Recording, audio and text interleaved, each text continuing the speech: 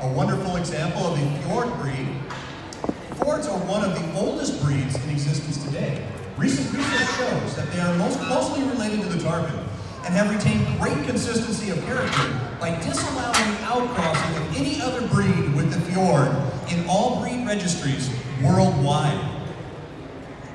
Although they are called Norwegian and are the national horse of Norway, they predate the country and hail back to before the Viking era in what is now Northern Europe, where for ages they have served every purpose from logging, trotting races, to farming and hunting. Today, there are more fjords born every year in Germany, where they are as popular as the German sport pony, more well-known in North America than any other country in Europe, and are nearly as common as the quarter horses are to us here. Fjords are competitive in every single equestrian discipline, from dressage to team pinning, to mounted archery, to eventing, to cowboy challenges, and even endurance. Some of the answers to most frequently asked questions are about the trimming of the mane. This is traditional and is required by international breed standard, but moderate feather is allowed and encouraged. It is not cut. If it is not cut, it will grow out and look just like the forelock. There is no height standard, but the majority of fjords range in height between 13.2 and 14.2. They are all done in color. 90% are brown dun, as this horse is. And the other variants are gray, white, yellow, and red. Another color, Cavent, appears all white and due to superstition from long ago deemed very undesirable. Breeding for color only is discouraged, as are white markings. This horse is Lisa, owned by Jenny Barnes of Footnote Farm in Langley, BC, where she is one of many imported from Germany and a member of one of the largest fjord breeding farms in North America. Lisa is a great representative of all that a fjord horse can do. You'll see her at many events and competitions, including the May 17th parade in Ballard, Washington.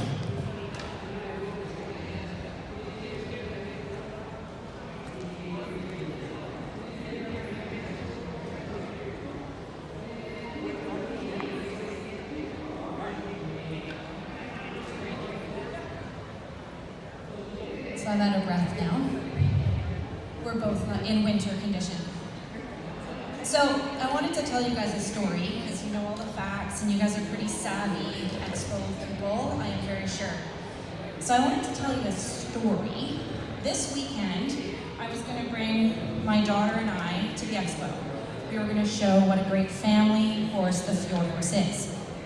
She had a nasty fall off a pony, not a fjord, so she's at home, she's fine, but she couldn't come. So I thought, well, I'm not going to go, I'm not ready. My house is a mess, I'm a busy mom, I can't go. So guess what, last night, my husband said, just go and have fun. So I did. Horse has been off for a week. I am not in my best show attire, but we're here. Because what I wanted to show you with this, and tell you with this story, is that this is the horse for the busy mom, the non-pro, that I can come on, get on this pony and have fun. This is a really scary environment. I've not ridden her down. She hasn't had any extras from the veterinarian. She is just here being a great kid.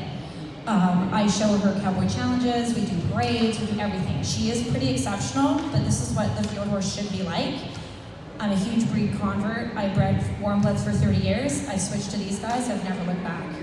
So if you guys have any questions, I can answer them. Some of the other questions we have, people think they're maybe gated. They're not. They just walk track, canter, gallop, nothing exciting, but they're great at that.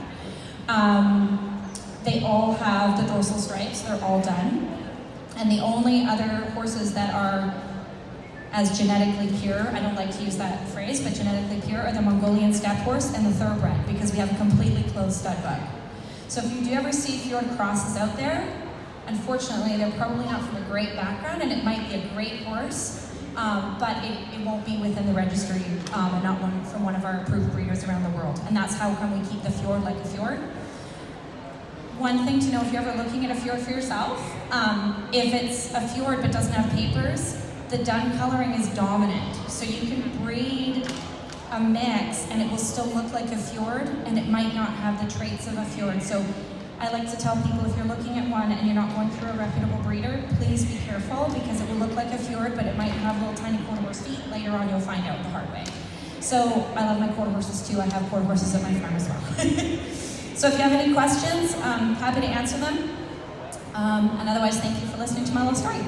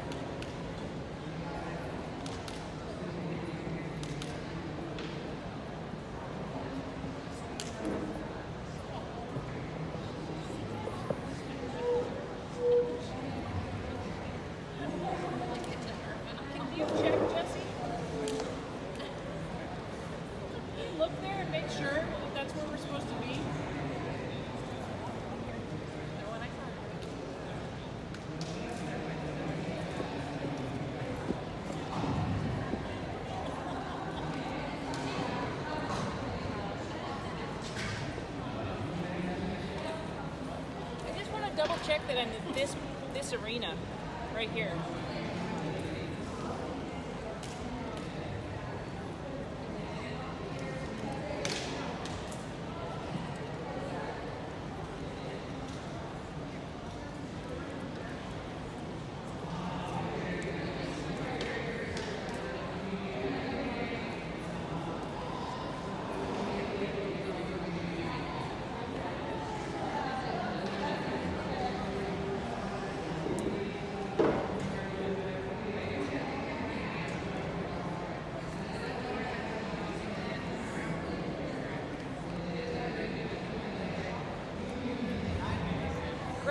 Thank you.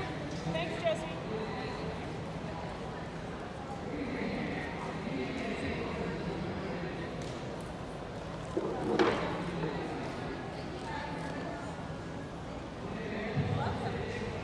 All right, let's hear it again for the fjord. Up next, we have the Arabian.